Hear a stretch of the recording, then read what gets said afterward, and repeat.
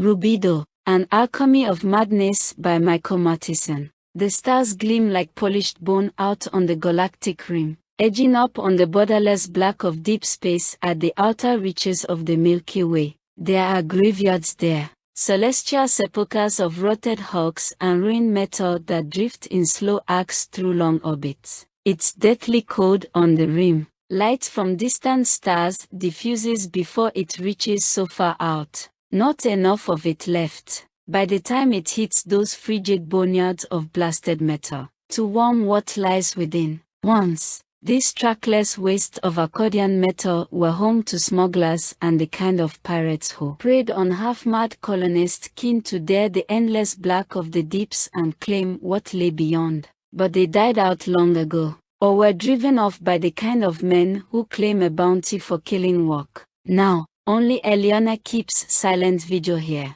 an accidental caretaker in this unhallowed place, where death has walked with arms outstretched, gathering all onto him. With the crash and sweep of Debussy's La Mer flooding over the lachrymose speaker system on a loop, Eleanor drifts in the arms of Morphia, its hot bloom in her stomach and her bowels a balm to wounds that refuse to heal. Slumped, opiate-riddled in the grimy bucket seat of her not quite several hundred feet long, decaying shuttle, cobbled together from the skeletal hulks of still-older wrecks, she dreams the face of her dead son. She sprawls, tethered by fraying straps, in her pilot seat, enclosed in a full-pressure suit of black metal and antiseptic cloth resembling nothing so much as a shroud. Only her helmet is off, the bulbous capstone floating several feet away and suspended in midair in the weightless cabin. Her head lolls one way and then another, hot tears obbing as they hit her cheeks and float off to make a starry sea of the darkness from the blank. Black screens for the ship's lateral and aft camera hods, arrayed around the closed shutters of the cabin's forward viewport. She drifts between sleep and waking. Her face is gray and lined with age, framed by straggly locks of still night black hair. She has been out here on the edge of absolute darkness a long time, twitching and whimpering in her sleep, struggling against the straps that hold her down in the weightless cabin of her ship. Eleanor is awakened with a start by her ship colliding with an interposing object. Her ship tumbles from its orbit, rolling with a groan of warping metal that sounds only within the confines of the shuttle as she comes to, wiping salty streaks from her face and gulping down air. Debussy's etheric, otherworldly strings and crashing cymbals drum against the cabin's interior as Eleanor reaches, bleary-eyed,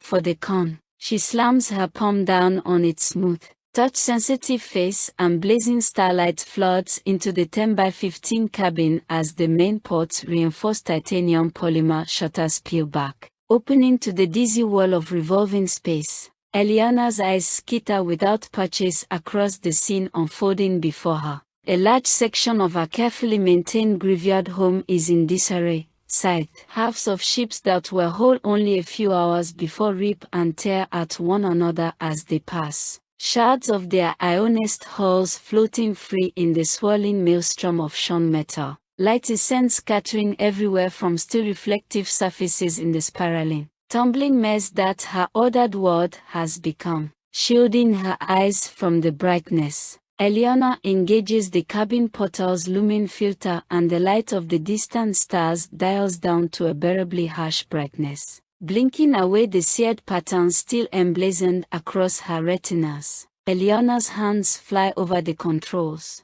her ship righting itself along the graveyard orbit's lateral line at her command. Activating the ship's lateral propulsion jets, she brings the Lacrima to a cruising halt, the ramshackle, jerry-rigged craft shuddering as it comes to a full stop and drifts into its regular orbit. Eleanor's eyes scan the false horizon of the debris field, her eyes slitted against the stabbing rays of ultraviolet light. Calculating the origin point of the disturbance, she has let her body fall to the tender mercies of entropy. But Eleanor's mind is still razor-sharp, dulled only slightly by the last vestiges of the morphine high. The simple trigonometric equation is no challenge for a woman who once designed interstellar starships and helped her people defy the laws of physics in their ever-hungering quest to transit beyond the known reaches of space. It has been a long time since her mind wandered these neural pathways, but the slow passage of 20 years falls away in an instant, leaving her mind awake and staggeringly fast. The revitalization of her faculties also awakens the grief etched deep in the seat of her hypothalamus, forming the line of her jaw and forcing it to stop quavering. Eliana sets that pain aside and focuses on the task at hand. She plots the trajectory of the inciting object that has thrown her celestial cemetery into chaos. She can't make out which piece of debris it is that has been sent hurtling like an 8-ball through the dense debris field. So she settles on tracing its wake back to the point of origin. The trail is easy to follow. A wide avenue of disturbed particles drifts out in an ever-expanding cylindrical radius. Eliana maneuvers the lacrima into the pathway, the ship's capacious bulk sending small driftwood bundles of metal scattering, as the distorted shadows of tumbling objects trail across the portal and the cabin within like clutching, lingering fingers. All light is blotted out by something unutterably immense at the end of the tunneling pathway, the route widest here at the edge of its inception. As Eliana comes to the edge of her debris field, beyond the field floats the absolute darkness beyond the rim, lit only by the weak blaze of stars distant beyond dreaming, beyond the scope of human lifetimes. Here, on the edge of known light where human understanding falters, time is measured in celestial reckonings. Eliana strains her eyes to see what thing it is that lies against the light, not backlit, instead obscuring all the light behind it as though drinking it in.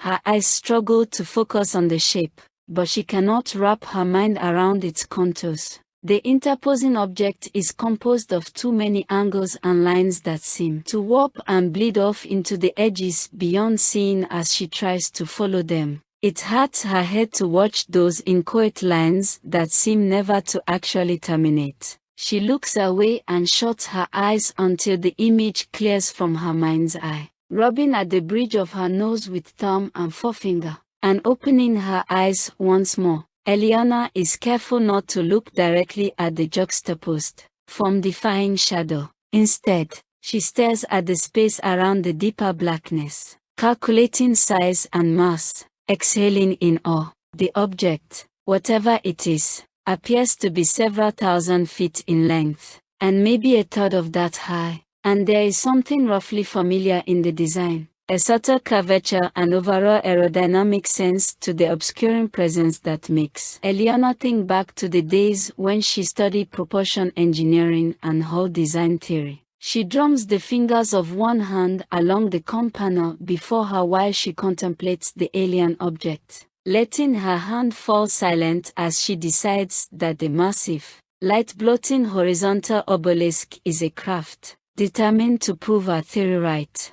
Eliana straightens in her pilot seat and activates the lacrima's massive aft propulsion jets, salvaged from a derelict Saturn V rocket. Their immense roar is silent in the frictionless space, but sets the interior of the ship to shuddering violently as Eliana steers her craft around the protruding edge of the alien object. The lacrima clears the obscuring edge of the alien craft's length while Debussy swells over the ship's speakers, rising into the middle section of the third movement of La Mer, the dialogue du 20 de la Mer, Anime et Tomato, and Eliana is forced to slit her eyes when a baleful, red glow envelopes the entirety of the ship's cabin. On this side of the obscuring object, a deep, crimson pulsing blurs the light of distant stars, like a breathing eye. The pulsing orb inhales and exhales light, the red shift deepening and paling sequentially.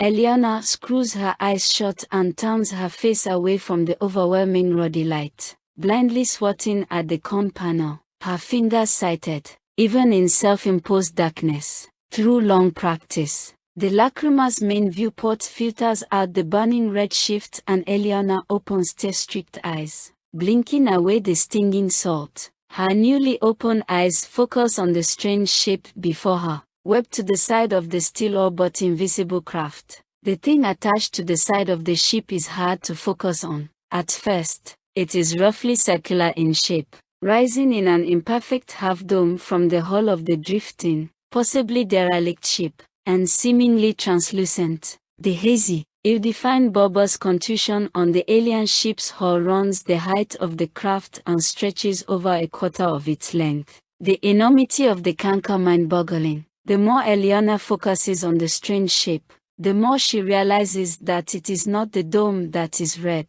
but something within, something that pulses and breathes, something that moves within the confines of the space. Tentakled limbs roving and thrashing in amniotic dreaming, with a Pavlovian reaction that tears at her gut and opens the floodgates of her memory, letting loose a torrent of buried images and sensations tied to the child who once gestated in her own womb. Eliana realizes that the thing attached to the side of the alien craft is an egg, her stomach dry heaving, and across her mouth. Eliana struggles to subdue the raging floodwaters crashing through her mind, images of her son laughing, his tiny hand in hers.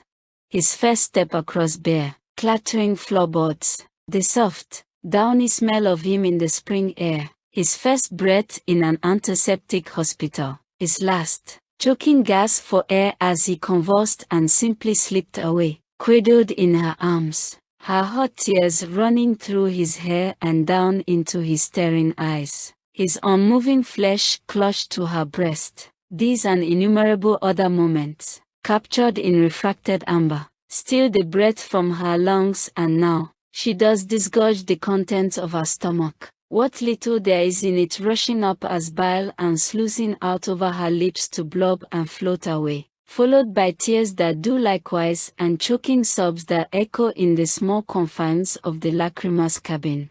As Eliana cries, the tendrils of the thing inside the egg cease moving and it pulses once, deeply, for a few moments. It is silent, utterly still, as Eliana is racked with the outpouring agony of her long-repressed grief. And then, all the tentacles of the immense, spacefaring entity thunder against the egg's outer membrane at once, releasing a torrent of gravimetric waves that traverse the empty space between the alien craft and the lacrima, slamming up against the pitted, already cracked surface of the decaying vessel. Eliana rocks in her straps as her ship shakes violently in the gravimetric storm. And then, one of the straps, long overdue for replacement, tears and she is hurtling through the cabin to smash up against the open viewport at the front of the cabin. Her head cracks sharply against the well-reinforced, polypane glass. And then there is only silence. In the darkness in which she floats,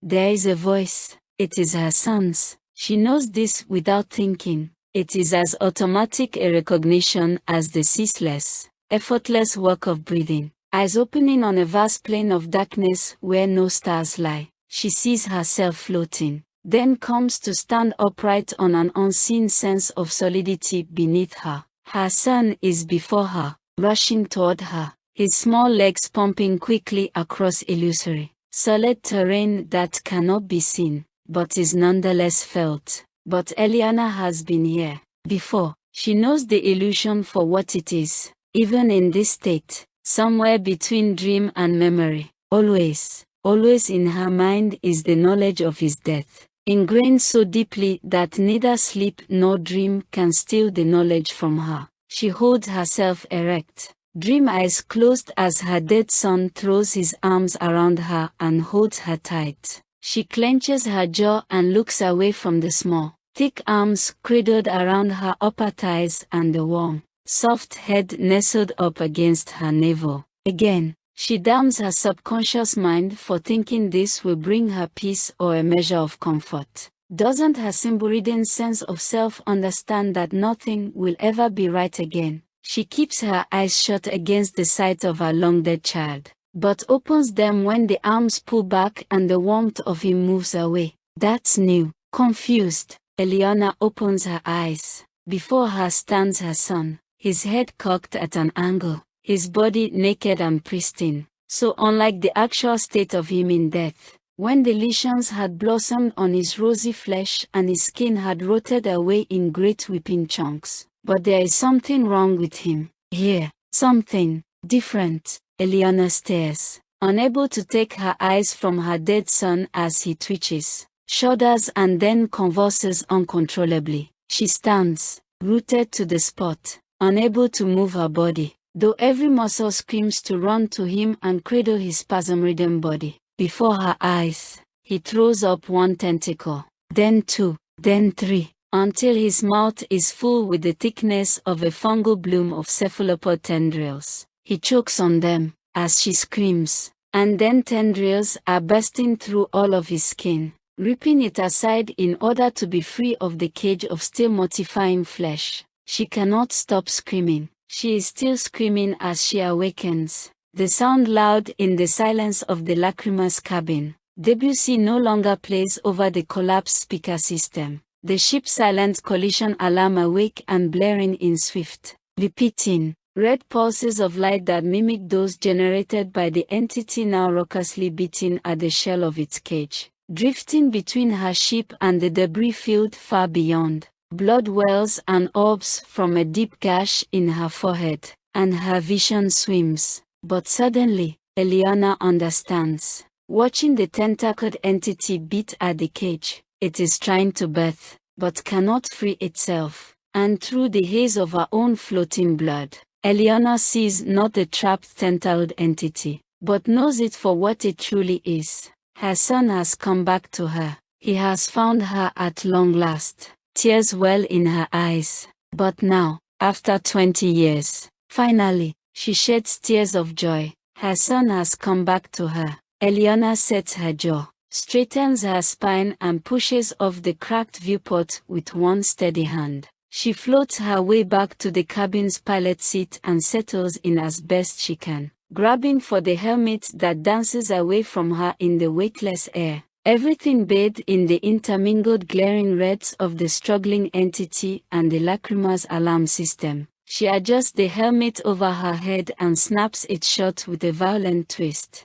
her suit filling with refiltered air. She closes her right eye against the sudden rush of properly flowing blood as it courses down her face, filling one half of her vision. Strobe-lit orbs of her blood still speckle the cabin, intermingling with the ever-present sparkle of her globular tears, filling the otherwise empty space. With the barest nudge on the control panel, Eliana sets the Lacrima's impelling engines roaring to life and the battered ship slides forward, gaining momentum as she revs the hulk up to ramming speed. With a look of absolute joy on her face, Eliana sends the Lacrima slamming into the immense, tentacled creature's egg, shattering it. Sheer portions of the collapsing egg fall away and sheer sections of the Lacrima from the main body of the hull, opening parts of the engine room and auxiliary fuel dumps to the void of space. A thick, black, quickly globuling leak of engine coolant and fuel bleeds out into space as the ship depressurizes and portions of the hull begin to crumple inward. Eliana is thrown forward from her seat by the collision and slams up against the cabin viewport. This time full-bodied, she lingers there, watching the tentacled fetus within the egg breach, its massive tendrils ripping at the collapsing barrier. With each stroke, it reveals itself more fully until it is free. She watches as her son stretches tendrils to the distant stars, light radiating from its pulsing, burning core. Radiative heat boils off the stellar entity, its external membrane burning a bright, pulsing red. Eliana forces her eyes to stay open as her retinas burn with the brightness of her son's awesome new form. A swell of pride blooms up within her. His new body will not succumb to the ravages of disease, nor age, nor infirmity. Here, in the limitless black of space, he will live, undying. For a moment, the tentacled stellar creature swells, drinking in the ambient radioactive energy of the deep black around it. And then it turns its spherical mass upon the wreck of the Lacrima, the ship collapsing in segmented stages, one portion of the hull after another crumpling in like an accordion, drawn by the bleeding heat and light of the dying ship. and the meager warmth of the entity within. The interstellar entity falls on the crumpling hulk and wraps it in a tentacled embrace. As the cabin is bathed in burning, pure red light, the tentacled mass of her newly reborn child crushing up against the already weakened glass, Eliana exults in her son's final embrace. Metal crumples and folds in on itself in sharp, swift strokes, pinning her and crushing the breath from her lungs. And as the tentacles side through the hull and find patches on her form and close tight around her, cracking bone and turning muscle to pulp, one thought repeats endlessly in Eleanor's mind: he has come back to